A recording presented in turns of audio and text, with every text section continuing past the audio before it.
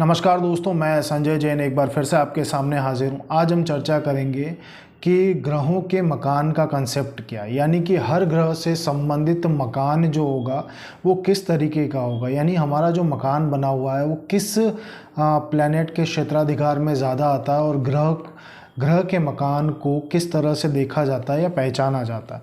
तो सबसे पहले हम ये चर्चा करते हैं बुध के मकान के बारे में। बुध का जो मकान होता है उसके चारों ओर बहुत स्पेस होता है, यानी मकान के इर्द गिर्द खुलापन ज़्यादा होगा और चारों ओर उसके बहुत खुला हुआ स्पेस होगा और ऐसे मकान के आसपास दूसरा मकान नहीं होगा, यानी वो अकेला मकान होगा। और या फिर मकान में बुध के दरख्त होंगे, यानी चौड़े पत्ते वाले जो पेड़ हैं वो मकान में कायम होंगे।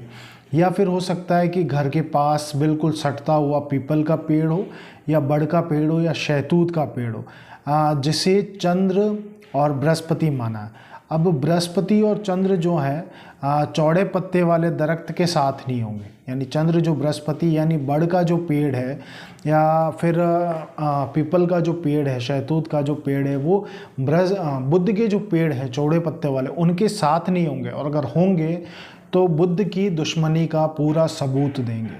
अगर कायम हुए तो बुध से दुश्मनी का पूरा सबूत देंगे। ऐसा मकान बुध का मकान बोला गया। अब मंगल के दो मकान हैं। मंगल नेक के मकान का पहला हम जिक्र करते हैं।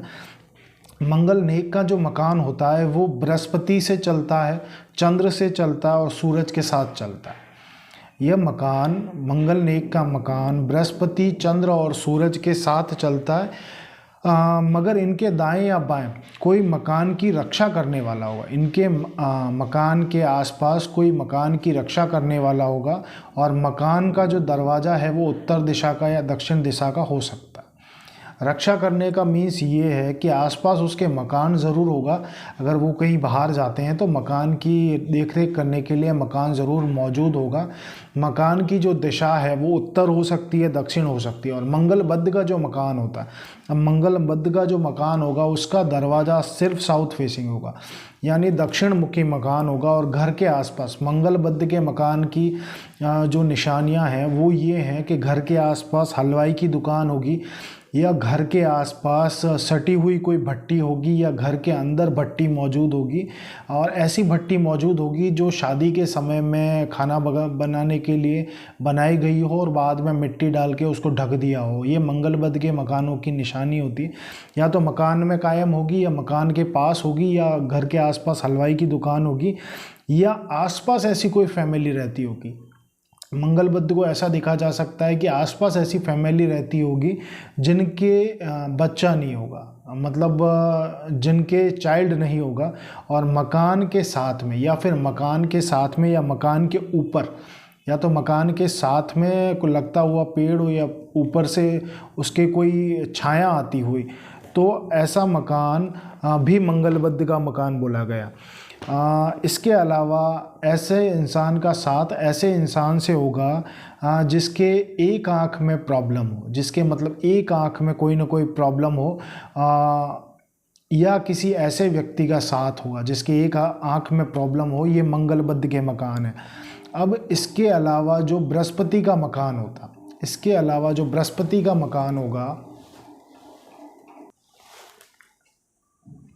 इसके अलावा हम जिक्र कर रहे थे कि बृहस्पति का मकान कैसे होगा। मंगल बुध का मैंने मकान बता दिया।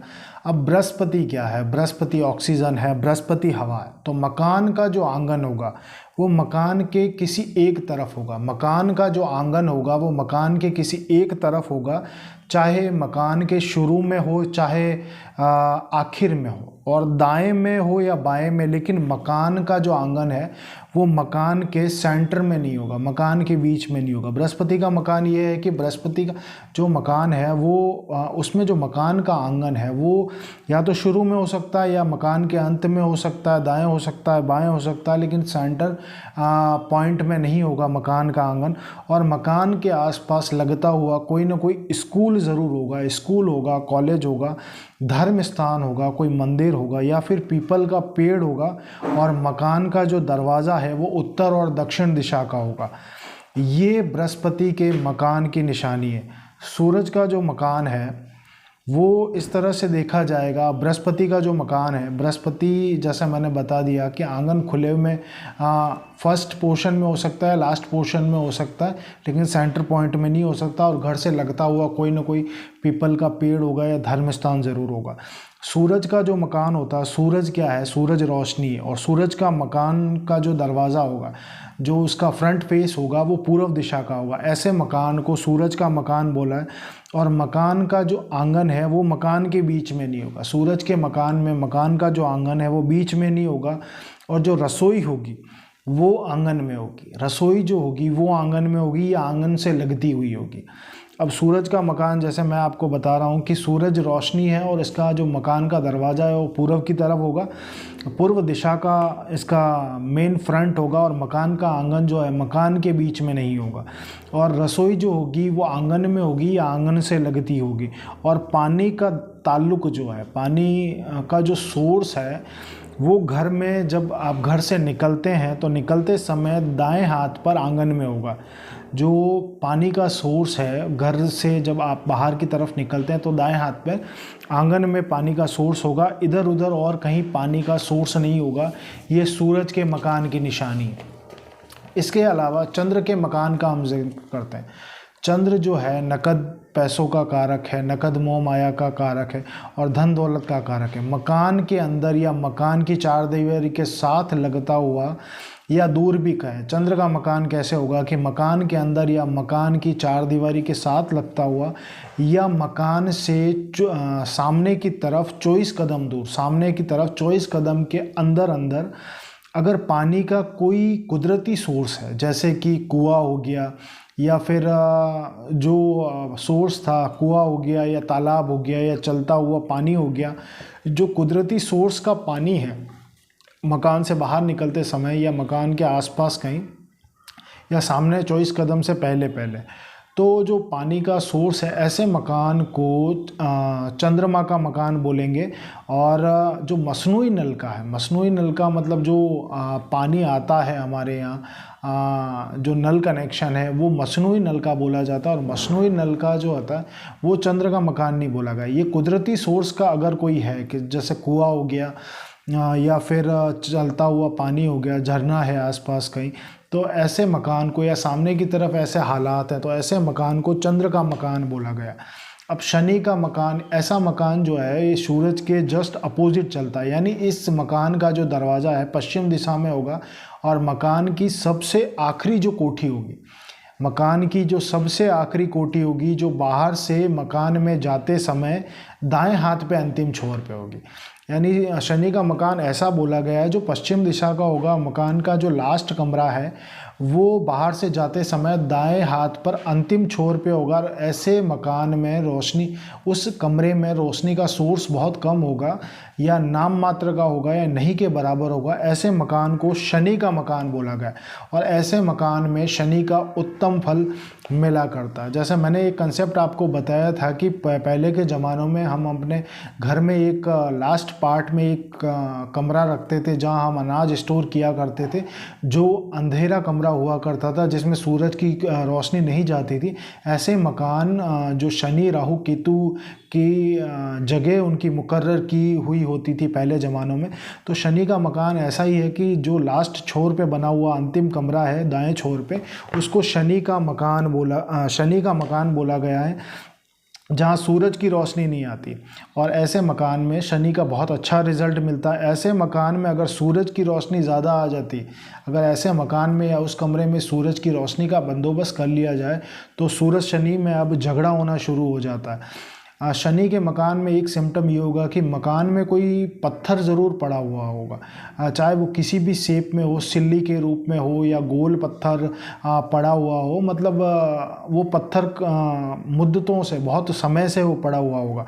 और मकान की सबसे पहले दरवाजे की दहलीज, जो सबसे पहले दरवाजे की दहलीज है, वो पुरानी लकड़ी से बनी होगी, यानी शीशम से बनी होगी, केर से, कीकर या बेरी की होगी। जो मकान की दहलीज बनी होगी वो लकड़ी की बनी हो, जो लकड़ी शीशम की है उसकी हो सकती है, केर की हो सकती है, कीकर की या बेरी की हो सकती है। और छत पे लकड़ियाँ ज़रूर पड़ी होंगी, छत पे लकड़ियाँ ज़रूर पड़ी होंगी। हो सकता है उस मकान में, जैसा मैंने बताया कि पत्थर की सिल्ली हो, कोई ना कोई पत्थर की सिल्ली। अब राहु का जो मकान होता है, राहु के मकान में क्या होता है कि घर के जस्ट इन फ्रंट कोई गंदा नाला बहता हो, या पास में कोई गंदा नाला बिल्कुल सटता हुआ कोई गंदा नाला बहता हो, या नीचे से गंदा नाला बहता हो, तो उसको राहु का मकान बोला है। और मकान के साथ में लगते हुए घर में या सामने कोई जो है निसंतान दंपति रहते होंगे, यानी मकान के साथ में लगता हुआ कोई मकान या सामने के जो मकान है वहाँ निसंतान कोई दंपति रहते होंगे। हो सकता है मकान की छत जो है वो कई बार बदली जाए, या शौचालय कई बार चेंज किया जाए, उसमें तोड़फोड़ की गई हो, ये राहु के मकान की निशानी हो सकती है। मकान के साथ में भड़बूजे की भट्टी हो सकती है, कच्चा धुआं हो सकता है, और गंदे पानी को स्टोर करने का कोई ना कोई सोर्स ज़रूर होगा। तो घर के आसपास सीवरेज की जो है, मैंने बताया कि गंदा पानी के निकलने की निकासी का बहुत बड़ा नाला होगा, ये राहु के मकान हुआ करते हैं। और जैसे मैंने बताया कि आसपास कोई ना कोई लावल्द जो फैमिली है वो ज़रूर रहती है, निसंतान फैमिली रहती होगी। छत या शौचालय बार बार बदला जाता होगा, उसकी कई बार रिपेयरिंग करवाई गई होगी, ऐसे मकान राहु के मकान होते हैं। और शुक्र का जो मकान होगा, शुक्र का मकान सूरज के उल्टा होता है, यानी मकान में क्या होता है कि कुछ न कुछ कच्चा हिस्सा ज़रूर होगा। शुक्र का मकान उत्तर दिशा का या दक्षिण दिशा का होगा, और मकान में कुछ न कुछ हिस्सा कच्चा ज़रूर होगा। केतु का जो मकान होता है, केतु का मकान कोने का मकान बोला गया। केतु का मकान कोने का, यानी मकान के तीन तरफ मकान होंगे और एक तरफ खुला होगा, यानी तीनों तरफ मकान होंगे, एक तरफ खुला होगा, या तीन तरफ खुला होगा, या मकान के तीन तरफ खुला होगा और एक तरफ मकान होगा। ये केतु के मकान है। और केतु के मकान में जो है, जो नर औलाद की संख्या बोली गई है वो 3 की संख्या में बोली गई, चाहे लड़के के रूप में हो चाहे पोते के रूप में हो। अगर लड़का है तो 3 पोते, और 3 लड़के तो 1 पोता।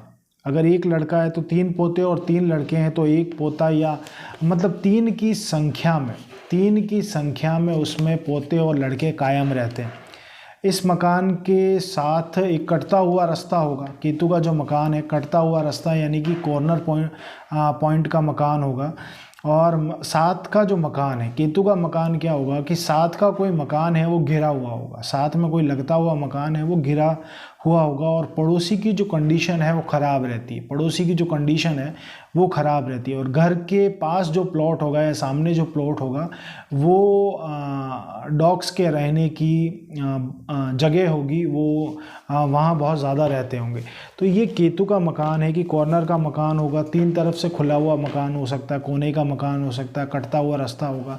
और घर ऐसे फैमिली में जो औलाद की संख्या होगी वो 3 के संख्या में होगी, क्योंकि 3 नंबर जो है वो केतु का नंबर है। तो आशा है आप मेरे इस वीडियो से लाभान्वित हुए होंगे। अगर आप अपना टेवा मुझे दिखाना चाहते हैं तो आप मुझे व्हाट्सअप कर सकते हैं। धन्यवाद।